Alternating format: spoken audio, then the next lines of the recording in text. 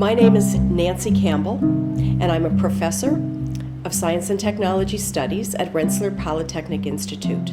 I study drugs and drug policy with a particular focus on drug treatment and an interest in gender and social justice. Many people think of addiction as arising out of emptiness, arising out of a poverty of the spirit, if you will. It seems like there are many places in a society where people find spiritual meaning and value. Sometimes that may be in work, sometimes that may be in family relationships, sometimes that may be in play. If people have access to meaningful work, meaningful play, and meaningful interactions with others, I do believe that they are much less likely to turn for meaning in their lives to a drug, a substance of any kind. Addiction doesn't cause poverty, and poverty doesn't cause addiction, but there is an association between the two that takes place within the context of inequality. So, one of the big issues is about work. Poverty you can think of as lack of the money that it takes to live, but you can also think of poverty as unfair distribution. Unfair distribution not only of wealth, but unfair distribution of work and the type of work that is available to people. Many of the poor work.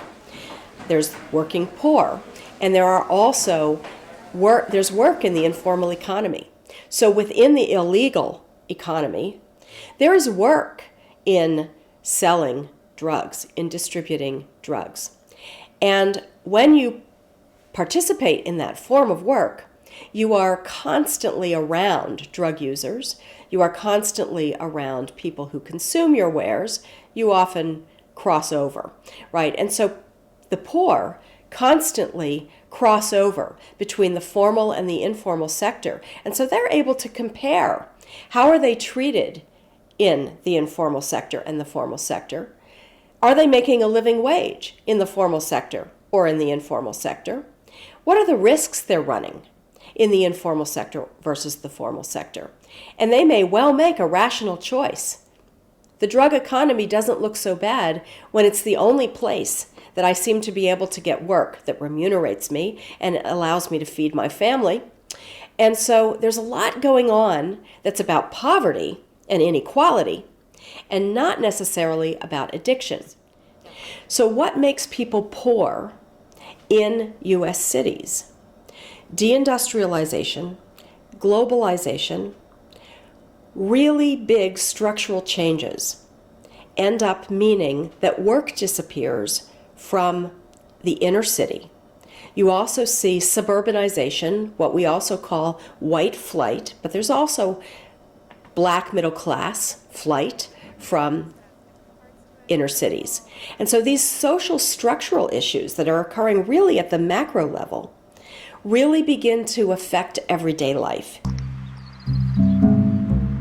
Now, all of that has to be couched within a context in which we all understand that white people and people of color, Hispanics and African Americans, use drugs at the same rates.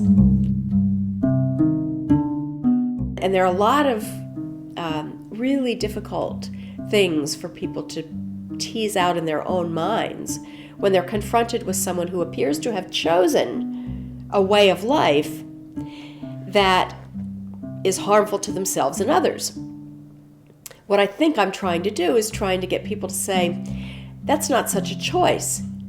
Depending on where you live, it's highly likely that you will participate in aspects of the drug trade, because that is the form of work that is available to you.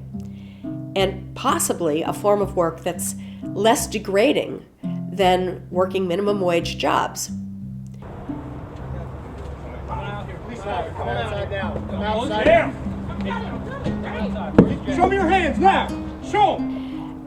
Criminalization is not the most effective response to this problem.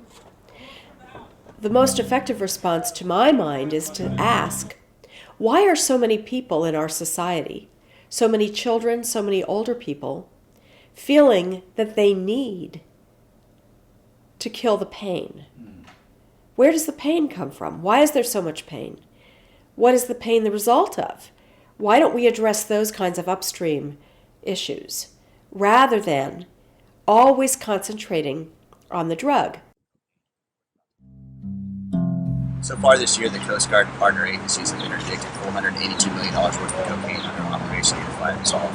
Operation Unified Resolve is an effort between the Coast Guard and our partner agencies to stop the flow of drugs going into Puerto Rico and U.S. Virgin Islands. So our commitment is not only to preventing drugs from reaching the shores of the United States, but also to reaching